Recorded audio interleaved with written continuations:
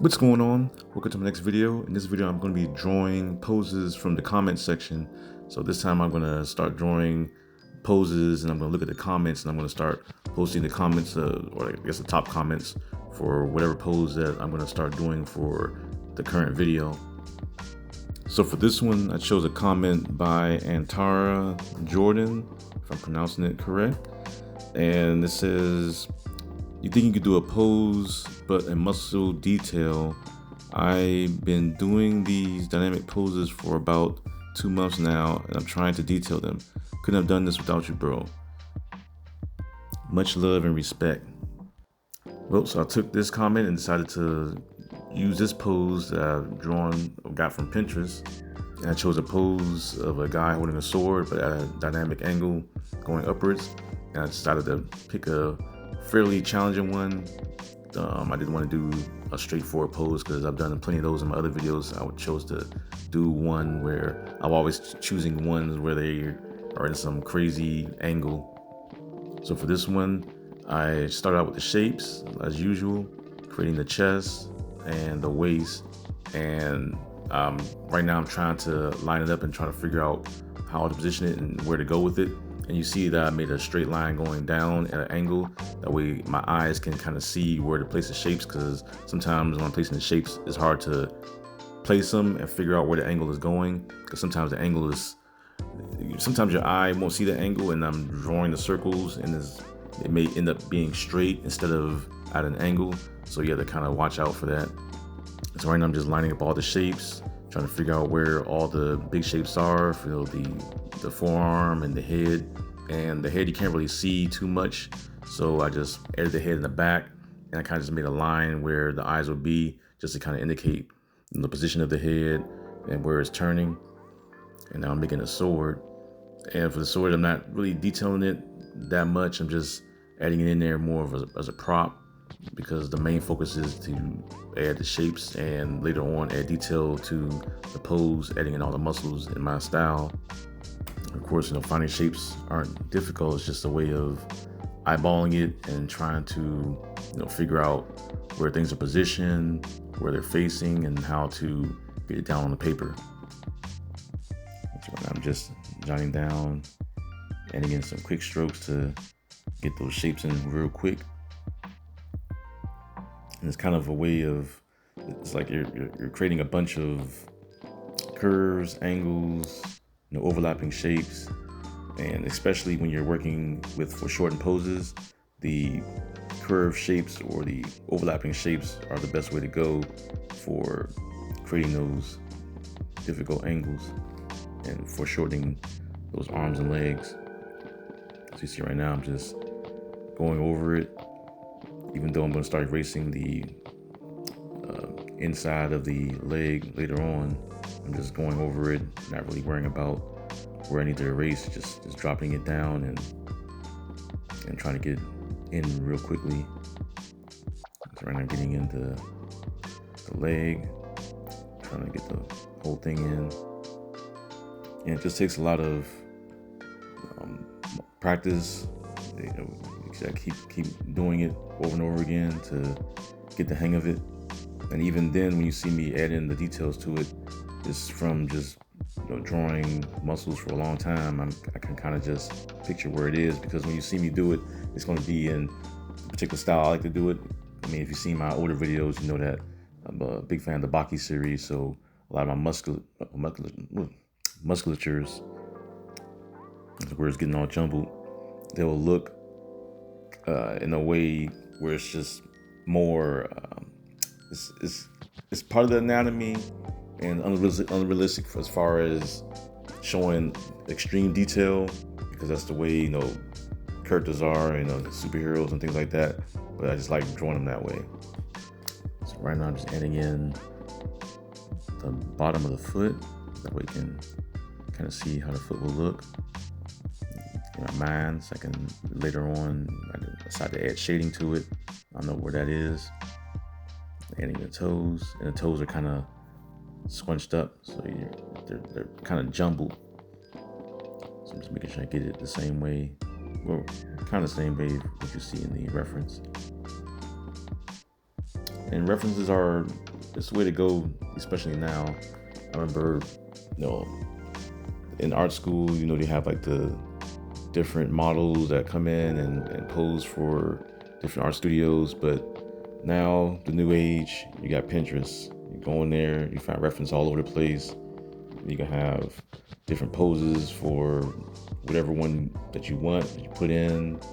And it's kind of like the best way to find those poses. And also, if you have like a posable figure, I think I have a bunch of those. You can also use those to pose and create your own pose from imagination if you don't want to use Pinterest. But so far, I've been using Pinterest for a while, since it's been getting popular in fame, and then also the figures that I use to pose with. I think I've shown a few figures that I use to pose with on my Instagram.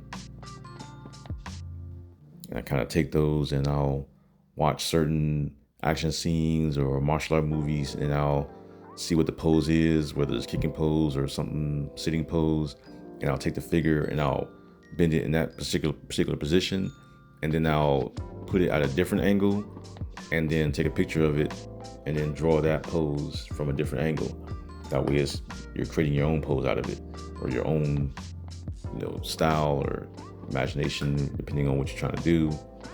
And it's always the best way to take a scene and create a new scene just by changing the angle. And so right now I'm adding in all the details. You see that I erase it real lightly with a rubber eraser. That way it's still faint and I can kind of go over it. And even now, even though I'm detailing it, I'm still not going over it as hard, because sometimes I may want to erase it and make more changes to it. But right now I'm just going over it so I can add in those details. And even now, even though I'm in the detail phase, I'm still kind of just throwing it down fast, because I know that I'm using a pencil. I can easily just go in there and erase it. And the paper that I have, you can erase multiple times and not really get or ruin the paper.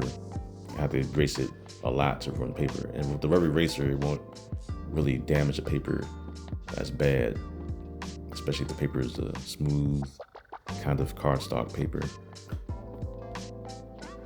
So right now I'm just going over it, adding in those dark lines, because later on I might end up, not in the video, but I may later on erase it again and start to ink it and use my markers to add in those shades.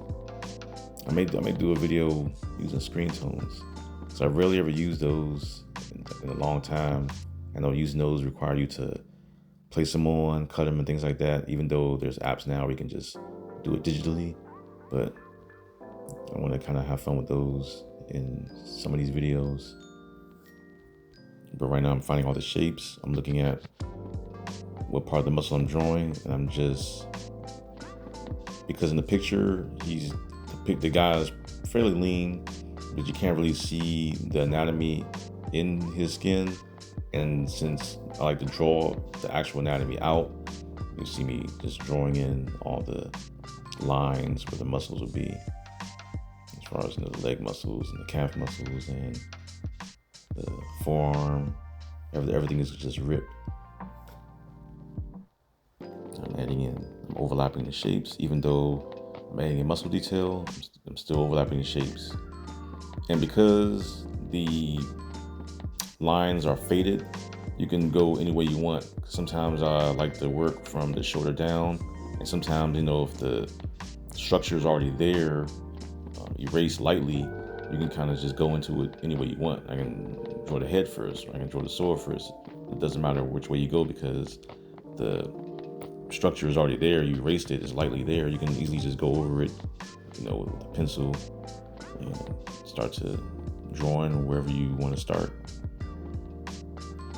So hitting his back muscles. And since the back is kind of, leaning forward a bit, can't really see too much since it's still, in perspective. Getting in the chest area. Same as before, chest is pretty small. Can't see it because it's bend forward. Unless your eyes are literally on the other side, you can't see what's going on over there. Same with the head. The head is down, or the head is up, but because the camera is down, it looks like the head is tilted down, and the head is probably more likely not tilted down. It's up, but it's just because the camera is the way it's positioned. A lot of people will say, "Oh, you're drawing a pose this way, and it looks weird this way." I'm like, "Well, yeah. If you move the camera a certain way, then there's certain things you won't see. If you draw a hand with 4 fingers, like what pose is the hand doing? How's the hand positioned? Because if it's positioned a certain way, then that finger or fifth finger will be hidden. You won't see it." So I'm just finishing it up, adding in and detailing the rest of the lines, working on the little ankle, try to get that in. Work on the calf, try to add some more detail. I think at this point, I had already added everything on there, and then when I got to a certain point, after I drew in all the muscles that I knew from memory, then I started to open up some anatomy books. I have a couple of them that I like to go through or refer to kind of finish up those last bits of anatomy. It's always good to go through it when you're already done, and you kind of just going back through it to finalize and perfect whatever it is, the muscle group that you're doing. Right now I'm changing his back, adding in parts of his lats. That's it for this video. Want to see more videos like this? Leave a comment, and I'll post a comment on my next video when I do another drawing dynamic poses from the comment section. It'll be featured on it. All right, take care.